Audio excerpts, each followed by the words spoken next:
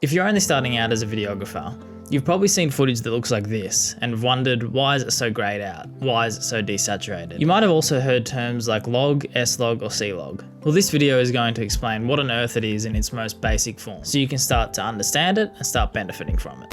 Now, before we get into it, this video is for beginners. I didn't study in film, so if you want a high-end technical tutorial with all the right terminology, then this video isn't for you. I'm going to teach you how I learned S-log and why I love using it today. Firstly, when I say S-log, that's Sony log footage, similar to Canon having C-log, that's Canon log footage.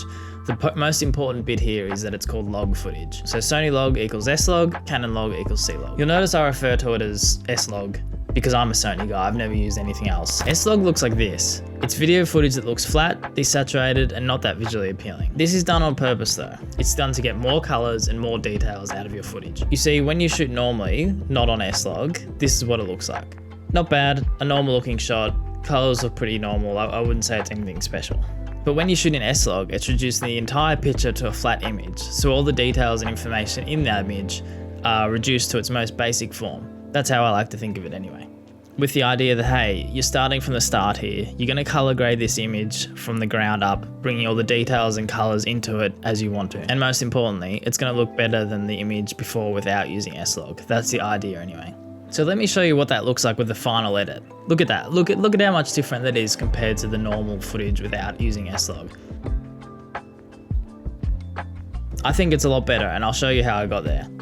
Firstly, before we start color grading the way we want to, we need to convert it to the standard picture format called Rec 709. You see, the flat S-log footage is so flat that it's not even technically a standard color format. What I mean by that is it's not even in standard video language when it comes to colors, detail, exposure, contrast, all the types of things that we're looking at on screen. So it's not even in the standard format that every other video you see is, whether it's on TV shows, social media videos, it's not even in the same language. That's where Rec 709 comes in. Now don't worry, I had no idea what Rec 709 was when I first got into this field, but Rec 709 is basically the term for what we just described, so it's the standard color format. So we need to convert our footage to Rec 709, but don't worry, it's super easy. You literally type into Google Sony S-log Rec 709 conversion, or if you're using Canon, Canon S-log or Canon C-log Rec 709 conversion. Download it from the Sony or Canon website directly and then throw it directly in your footage. It'll now look like this. Now we color grade. This is a video editor's playground in my opinion, but there are technically rules you're meant to follow to color grade footage, but I'm a big believer in breaking these rules because you do you. Everyone's gonna have different opinions in how something looks, it's all subjective. So figure out your style and figure out how you like to color grade. This is my typical process when it comes to color grading though. Welcome to a typical color grade brought to you by myself. So the first thing I do is I'll have two adjustment layers. One, as you can see, is called Rec 709. That is where we will put the Rec 709 conversion LUT that I described that you get from the Sony or Canon website. And the second one above that is for the color grade, which we'll get to afterwards.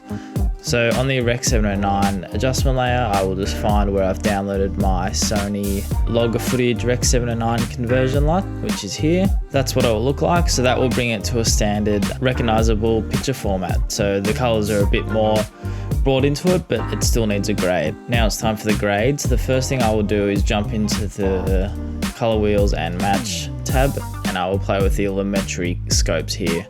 So this graph is what you're seeing here. I'll bring down the shadows, which are the darks, the blacks, to the bottom roughly, and the highlights to the top. You can already see that it's starting to take shape a bit. As I said, there are rules of how something should look, but use your eye, create your own look. As I said, this is for beginners, so figure it out yourselves basically. Obviously put the contrast up a bit. Highlights can look a bit too bright sometimes. I like to jump into the curves and get an S-curve going. That sort of starts to bring it. I don't mind it a bit too contrasty. You can already see that that's a bit, some people might think that's a bit overexposed, but you can bring that down here. I think it sort of adds to it. With S-log, don't be afraid to put up the saturation a bit if you like. And honestly, the rest of it, just play around with settings, get a look you like, play with the colors, make sure the white balance looks white, that is always key. But apart from that, go nuts and see what look you like. So now that we've gone through the editing process, have a look at the before and after. You tell me, which one do you prefer? I love the control you have of the colors in S-Log, and that's why I love shooting it today. But I do know some people that still prefer to shoot in normal picture profile off where it's not S-Log. I hope that explained everything as simply as I would have hoped. S-Log is daunting. I used to dislike using S-Log or the thought of using it because I didn't know how to use it, but now I love shooting with it.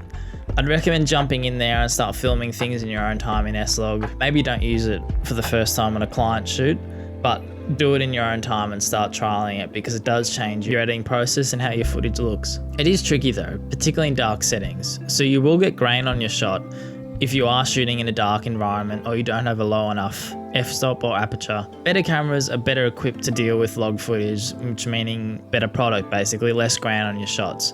So I'd recommend don't feel like you have to use it straight away.